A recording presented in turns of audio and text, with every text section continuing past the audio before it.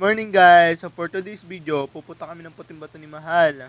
Napakainit kasi ng panahon ngayon. Parang ang sarap paligo. Samahan nyo kami. Tara na. So, bago yun, pumunta muna kami ng Alphamart para bumili ng pagkain. Ang hirap naman kasi pupunta kami doon na walang dalang pagkain. Diba? Mas masarap rin kasi yung may kinukot-kot at may kinakain ka habang lumalangoy. Pumipili kami ngayon na may uulam mamaya. Ano ba mas masarap guys? Ito ba? O ito? Ito na lang kaya. Pagkatapos nga namin mamili, dumiretso na kami sa Puting Bato. Curious din ba kayo kung bakit Puting Bato ang tinawag sa Puting Bato? Kasi daw, puti daw ang mga bato doon. Haha, joke. Pero ayon sa survey, ang Puting Bato daw ay may mga malalaking bato at malamig na tubig. Tara guys, alamin natin. Dito na kami guys. Ang ganda talaga ng Puting Bato. Ang linis ng tubig, ang linis ng paligid. Talagang nakaka-excite maligo dito. Pero bago ang lahat, ipakita ko muna sa inyo kung gaano talaga kaganda ang Puting Bato. Game!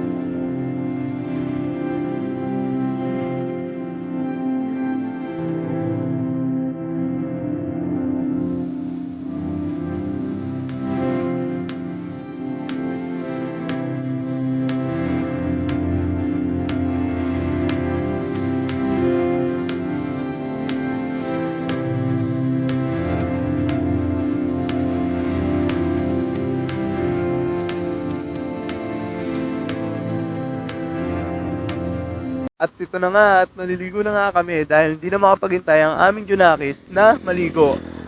Talagang excited na siyang maligo at magtampisaw sa tubig. Nagubad na nga kami. Naku po, at nakita nyo na nga ang aking kamatswan.